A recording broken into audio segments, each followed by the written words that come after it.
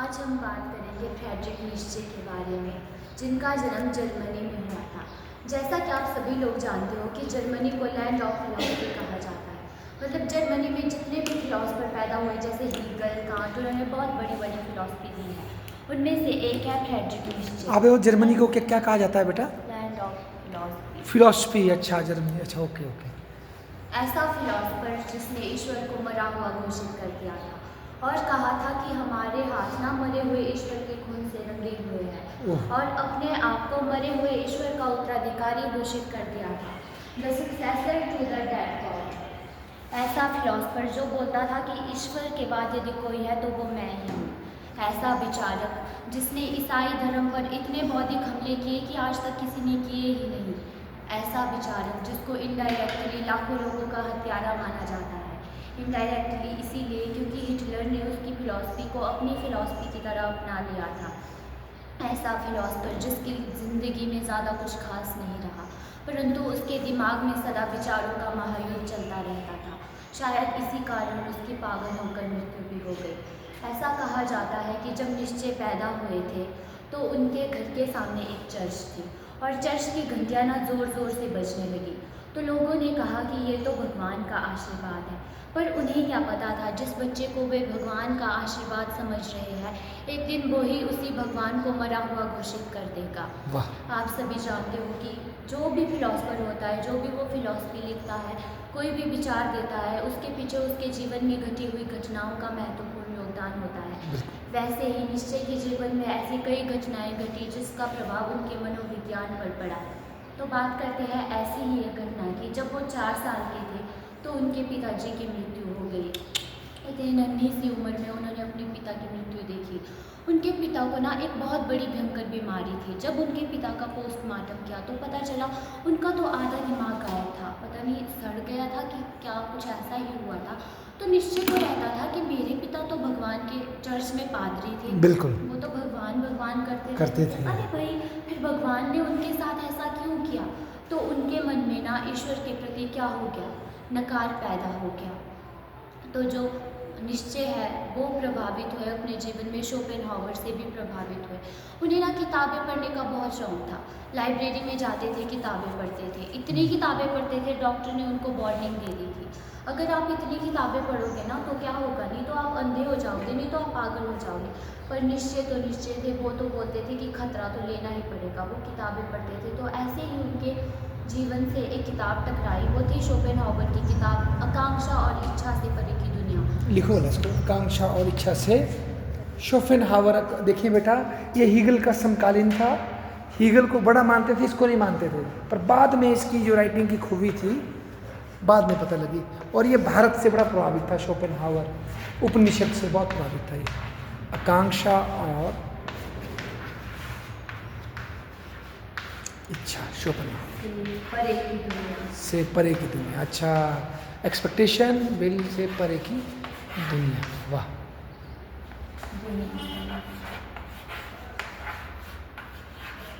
बहुत बढ़िया। शोपेनहावर, जो शोपेनहावर थे ना, वो एक निराशावादी दार्शनिक थे। वो मानते थे कि हमारा जीवन क्या है, हमारा जीवन तो दुखों का चक्र है।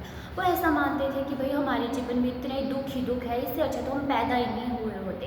पर निश्चय ये तो मानते थे कि जीवन दुखों का चक्र है, परंतु उनके निराशावाद से वो समर्थित नहीं थे। तो पहले वो उनसे बहुत प्रभावित हुए, परंतु बाद में उन्हें लगा कि ये ठीक नहीं है। उसके बाद वो प्रभावित हुए थे रिंगटन वागनर से। अच्छा। उन्हें लगता था कि वागनर का संगीत ही एक ऐसा है जो कि दुनिया में परिवर्तन ला सकता है।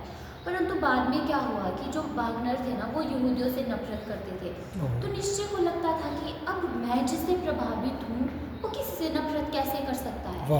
तो बाद में क्या हुआ कि उन्हें वागनर भी सही नहीं लगे, वागनर के विचार भी सही नहीं लगे। हालांकि उन्होंने वागनर से प्रेरित होकर अपनी बहुत ही महत्वपूर्ण book the worth of tragedy लिखी थी। अच्छा। परंतु बाद में उन्हें लगा कि वागनर भी सही नहीं है।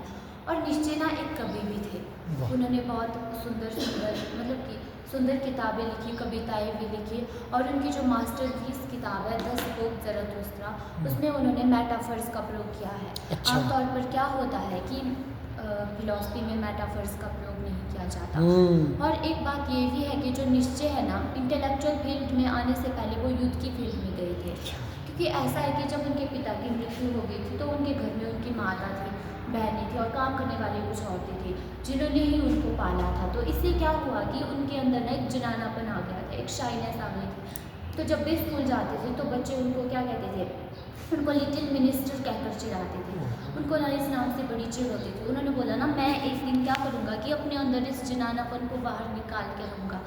तो वो प्रुशिया की सेना में भर्ती हो गए और जब वो प्रुशिया की सेना में भर्ती हुए तो नो डाउट उसमें हार जीत तो होती रहती है। एक बार उनके साथ ऐसी घटना हुई थी कि वो घोड़े से गिर गए थे या फिर उनको चोट लगी थी या उनकी हड्डी बड्डी टूट गई थी, तो दोबारा वो युद्ध में तो नहीं जा सकते थे ना। अब ऐसा था कि बैठो, चिंतन करो और किताबें लिखो। तो अब हम बात करते हैं उनकी जो पहली किताब थी द वर्थ ऑफ ट्रेजेडी की। इससे ना उनकी ज़िंदगी की कई चीज़ें जुड़ी हुई है। जब वे जर्मनी में फिलॉसफी के टीचर थे तो क्या हुआ था कि उस टाइम ना जर्मनी की हालत बड़ी ख़राब थी। जर्मनी छोटे छोटे टुकड़ों में बंटा हुआ था। उसके किसी क्षेत्र पर रूस का कब्जा था, किसी पर बेल्जियम का, यहाँ तक कि एक छोटा सा देश है ऑस्ट्रिया, उसने भी जर्मनी के क्षेत्रों पर कब्जा कर लिया था। तो निश्चय को रहता था कि यार मेरे देश के तो ना छोटे छोटे टुकड़े हो गए हैं और ये युद्ध तो स्वतंत्रता की बात ही नहीं करता। पता नहीं पढ़ लिख के कौन सी डिग्री लेने में लगा हुआ है। कौन नहीं करता है इसकी बात? युद्ध सर, युद्ध यूथ अच्छा युवा युद्ध तो मतलब ये युवा तो स्वतंत्रता की बात ही नहीं करते। पता नहीं कौन सी डिग्री लेने में लगे हुए हैं। वाह।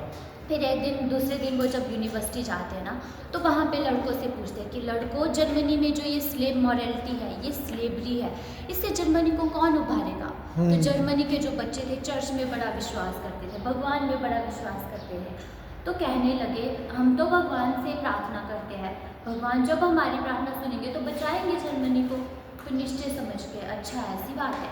तो उन्होंने दूसरे दिन क्या किया कि अपने हाथ में एक लाठी ली और एक पुतला लिया और उस पुतले को ना जर्मनी में बीच चौराहे पर जला दिया। और फिर जब बच्चों ने देखा तो वो बड़े हैरान हो गए कि प्रोफेसर के हाथ में लाठी का क्या काम है। तो वो उनके पास गए तो उन्होंने पूछा, तो निश्चय ने बोला I have killed your God on the cross road on Germany.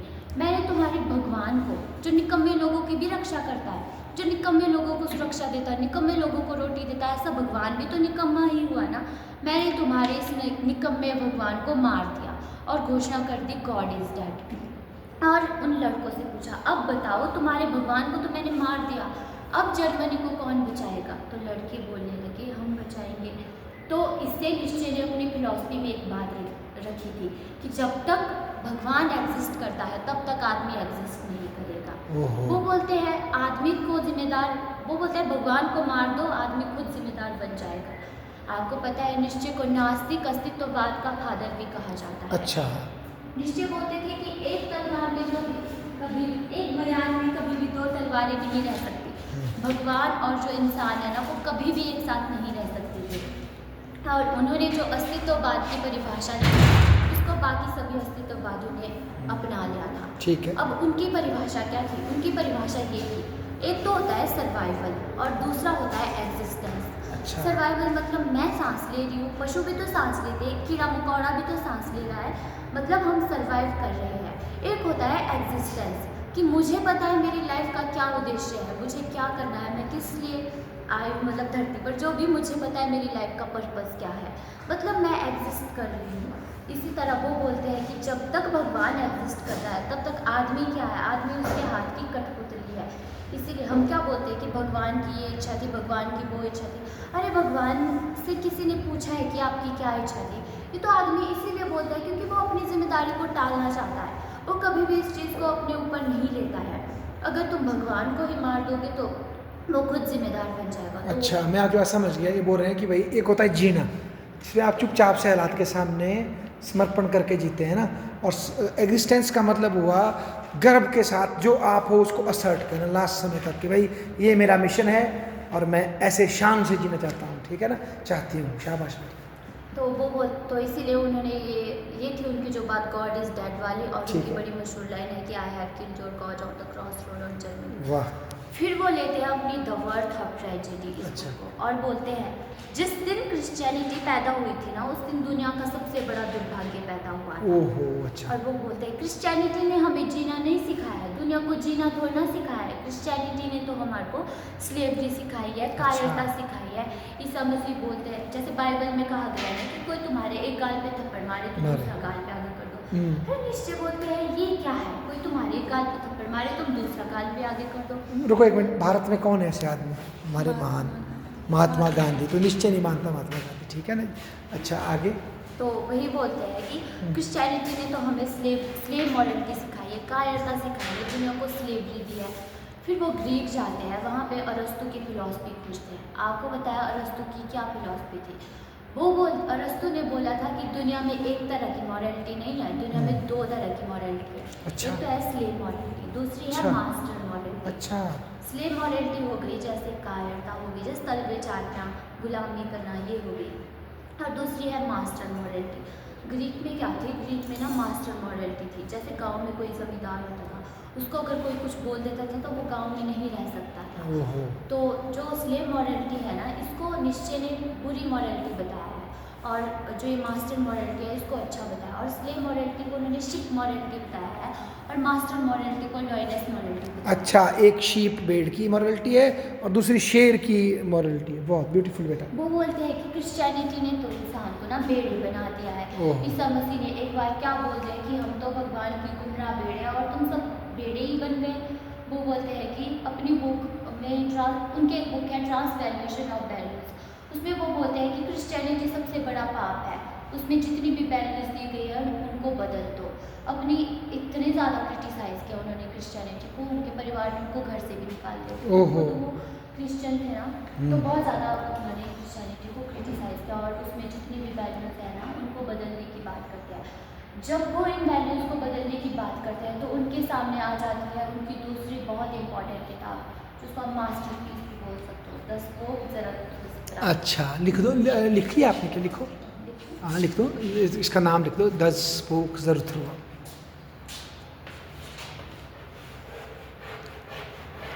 ये इनकी सबसे फेमस बता रहे हैं मास्टरपीस है। इंग्लिश में हम इसको मैग्नम ओपस भी कहते हैं, किसी लेखक की सबसे महान किताब, द स्पोक ज़राथुस्त्रा। ठीक है बेटा, बोलो आगे। गुड। ये जो उनकी किताब है ना, ये बहुत ही इंपॉर्टेंट किताब है। इस किताब में क्या किया उन्होंने, मेटाफर्स का प्रयोग भी किया है। अच्छा। जो ज़राथुस्त्र थे ना, वो क्या थे, पारसियों के पैगंबर थे। पारसी लोग क्या थे कि अग्नि की पूजा करते थे। तो निश्चय ने ना इसको एक सिंबल के रूप में बताया, जैसे फायर ऑफ लाइफ के रूप में उन्होंने ज़राथुस्त्र का प्रयोग किया। जो ज़राथुस्त्र थे ना, वो क्या थे कि ज्ञान को प्राप्त करने के लिए बहुत दूर पहाड़ियों में चले गए थे। जब उन्होंने ज्ञान प्राप्त किया और जब वे वापस आए थे तो वे वहाँ पे लोगों को बताना चाहते थे कुछ बातें, मतलब सर जो उन्होंने ज्ञान प्राप्त किया है। अच्छा। पर कोई उनकी बात ही नहीं सुन रहा था, पता नहीं किस चीज़ में लगे हुए थे। तो वहाँ पे ज़राथुस्त्र को लगा कि भाई ये लोग तो पता नहीं क्या घास चल रहे कि क्या कर रहे हैं, अलग ही दिशा में चले, मतलब भेड़ चाल में चले हुए हैं। तो फिर निश्चय ने इसको फायर ऑफ लाइफ के रूप में उपयोग किया था। वो बोलते हैं कि अगर आपके अंदर जोश नहीं होगा ना तो क्या है कि आप मुर्दा है। तो यहीं पे निश्चय ना दो तरह की पर्सनैलिटी की बात करते हैं। एक तो बात करते हैं स्ट्रॉ मैन की, वो व्यक्ति जिनका व्यक्तित्व तिनके के समान होता है। वो बोलता है स्ट्रॉ है ना, स्ट्रॉ मैन, ठीक है। वो बोलता है जो ऐसे लोग होते हैं ना, ऐसे व्यक्तित्व वाले लोग होते हैं, उनको कोई संघर्ष नहीं करना चाहिए, कोई विरोध नहीं करना चाहिए। जिधर को धारा प्रवाह चलता जा रहा है ना उधर को बहते चले जाओ, क्योंकि अगर विरोध करोगे तो तुम तो मिट जाओगे। फिर वो बोलते हैं, फिर दूसरा बताया उन्होंने हिस्टोरिकल पर्सनैलिटी जिस आदमी की होती है।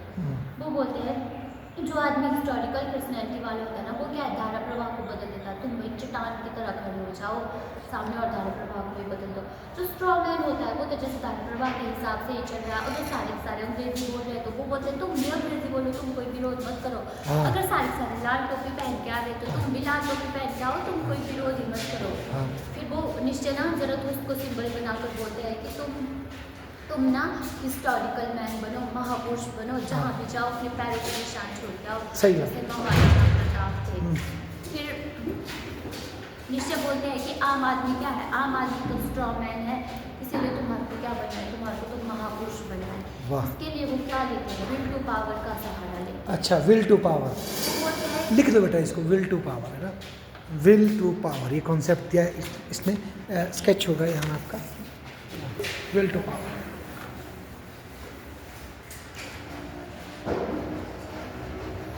तो अगर ये आ जाए, ये वर्ड किसने दिया है, निश्चय ने दिया है ना, विल टू, वाह। जो निश्चय है ना, वो बोलते थे जीना है तो शक्ति के साथ जियो, वरना रह दो, वरना मर ही जाओ। फिर जो विल टू पावर है ना, जैसे साइंस ने भी तो हमारे बायोलॉजिकल इवैल्यूएशन का सिद्धांत दिया था डार्विन ने, जिसमें कहा गया था कि सर्वाइवल ऑफ द फिटेस्ट, हाँ। केवल वही व्यक्ति, मतलब जो वही व्यक्ति सर्वाइव करेगा जो फिट है। इसीलिए तुम ना तूफानों से लड़ो, संघर्षों से लड़ो, अगर तुम नहीं लड़ोगे ना तो तुम क्या है, तुम मर जाओगे। निश्चय ने ही नहीं, साइंस ने ही नहीं, बल्कि हमारे संस्कृत में भी तो कहा गया है ना, वीर भोग्य वसुंधरा।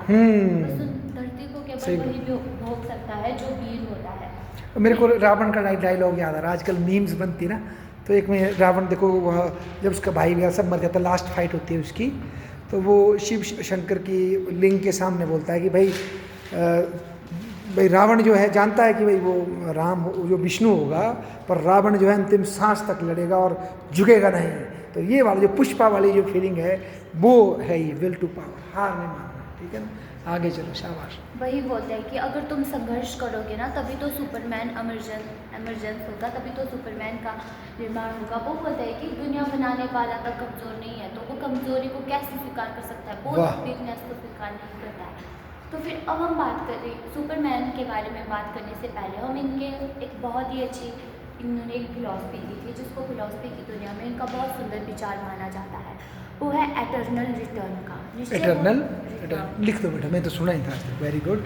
एटर्नल रिटर्न, इटर्नल होता है शाश्वत, जो सदा रहेगा, है ना। Eternal return, eternal return. 10 बज गए, चलो कोई बात नहीं, बोलो। शाबाश। निश्चय बोलता है कि समझ लो तुम किसी नदी के किनारे बैठे हो, ठीक है। और कोई एक दैत्य है ना, वो तुम्हारे कानों में आकर बोलता है कि जो तुम जीवन जी रहे हो उसको तुम्हें बार बार जीना पड़ेगा, जो भी तुमने दुख झेले है उसे तुम्हें बार बार झेलना पड़ेगा, जो भी तुमने महानता झेली है उसे तुम्हें बार बार झेलना पड़ेगा। तो यही था उनका अनंत वापसी का विचार। वो बोलते हैं कि जो हमारा जीवन है ना, वो रिपीट होता रहता है। जैसे पाइथागोरस ने भी बोला था कि मैं आज एक पाइथागोरस है, तो हो सकता है हज़ारों लाखों साल बाद भी एक पाइथागोरस होगा। आज जैसे हज़ारों लाखों साल पहले, जितने भी साल पहले एक सिकंदर था, तो हज़ारों लाखों साल बाद भी एक सिकंदर होगा। तो वो बोलते हैं कि ब्रह्मांड जो है ना, वो अपने आप को क्या करता है, रिपीट करता है। तो जो पहले हुआ था वो भी हज़ारों लाखों साल बाद होगा। तो निश्चय बोलते हैं इसीलिए क्या है, अपने जीवन को ऐसे जियो जैसे तुम अपने जीवन को दूसरी बार जी रहे हो। तुम्हें अपने जीवन को ऐसे जीना है कि तुम अपने लाइफ के हीरो खुद हो। अपने अच्छा, इसको ऐसे लो, मैं बताता हूँ आपको इसका मतलब क्या है। ये जो क्रिश्चियन लोग हैं ना बेटा, ये जो यहूदी लोग हैं, ये जो मुस्लिम लोग हैं, ये पता क्या मानते हैं, मतलब इन समाजों में क्या मानते हैं कि एक बार मरता है आदमी, मर गए ना, उसके बाद क़यामत का दिन आता है। मुस्लिम ऐसा कहते हैं, क़यामत का दिन। क्रिश्चियन कहते हैं जजमेंट डे, ठीक है। ये ज्यूज़ क्या कहते हैं मैं भूल गया। उस दिन क्या होता है, सब मरे हुए कब्र से खड़े होकर दिए जाएंगे, आप लोग खड़े हो जाओ भाई, फिर आपके कर्मों के हिसाब से आपको स्वर्ग और जन्नत और जहन्नुम दिया जाएगा, ठीक है ना। तो ये मानते हैं हम एक ही बार मरते हैं। पर जो ये हम जो है ना, ये ट्राइबल लोग, जैसे भारतीय देखो, बार बार जन्म लेंगे ना, और जो आदिवासी होते हैं वो भी ये मानते हैं कि बार बार हम आएंगे। तो ये बोलता है इन पैगाम से ये मैसेज लो कि हम एक बार नहीं मरेंगे। मान लीजिए इस बार आपने लड़ाई लड़ी, आप लड़ते लड़ते मर गए, निराश मत हो, तुम दोबारा जन्म लोगे, तुम्हें दोबारा मौका मिलेगा। ये वाली बात, वन चांस नहीं है, मौका मिलता रहेगा, बस लड़ते रहो। ये वाली बात है कि आप आत्मा अमर है, वो वाली बात बोल रहे हैं। आगे बोलो बेटा, शाबाश। जैसे शोपेनहावर थे, वो बोलते थे कि दुख एक ऐसी चीज़ है ना, दुख अपने पास से आने मत दो। परंतु निश्चय बोलते थे दुख कोई चीज़ थोड़ी ना है, दुख को तुम गले लगाओ और इसको एक्सेप्ट करो। वो बोलते हैं कि जब तुम दुख, इससे पहले कि दुख तुम पे हावी हो जाए, तुम दुख पे हावी हो जाओ। वाह। यहाँ पे उनकी एक बड़ी मशहूर लाइन है, वो बोलते हैं कि what doesn't kill you makes you stronger. लिखो, what doesn't kill you makes you stronger. उसके आगे लिख दो, कोई बात नहीं, ठीक लिखा मैं, लिखो। जो आपको मारता नहीं वो आपको क्या बनाता है, मजबूत। kill you.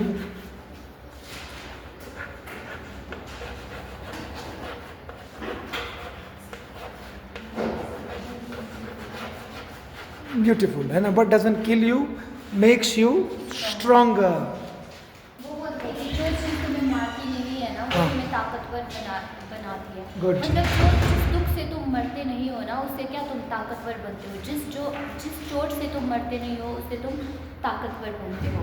तो निश्चय जो है ना, वो पहले औरतों को बड़ा सपोर्ट करते थे, उनकी पढ़ाई को बड़ा सपोर्ट करते थे, परंतु उनकी लव स्टोरी के बाद क्या हो गया कि उनकी ज़िंदगी में उन्हें ना औरतों से बड़ी ज़्यादा नफरत हो गई। नफरत होती है। पहली बात है, जो ह्यूमन ऑल टू ह्यूमन एक बुक लिखी थी उन्होंने, उसमें उन्होंने कौन सी बुक लिखी थी? Human all too human. All human, all to human.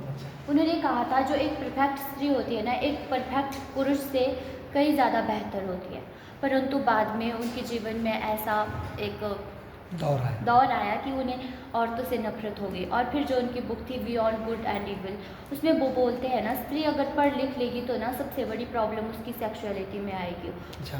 उस पर किसी का काबू नहीं रहेगा। जीवन में औरतों की दो ही भूमिका होती है, एक तो है बच्चा पैदा करना और फिर परवरिश करना। इतनी ज़्यादा नफरत उन्हें औरतों से हो गई। अच्छा, लिखो इस किताब का नाम लिखो, बियॉन्ड गुड एंड इविल। शाबाश, लिखो, शाबाश।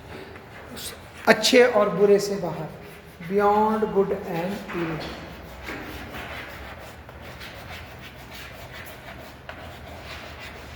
हो सके तो कोई पढ़ना, इनके नारियों पे क्या विचार है उसकी आलोचनात्मक करेंगे अध्ययन। शाबाश। अब हम बात करते हैं उनके सुपरमैन की। अच्छा। जो निश्चय बोलते हैं ना, पहले क्या था, निश्चय बोलते हैं तूफानों से लड़ो, तुम संघर्षों से लड़ो।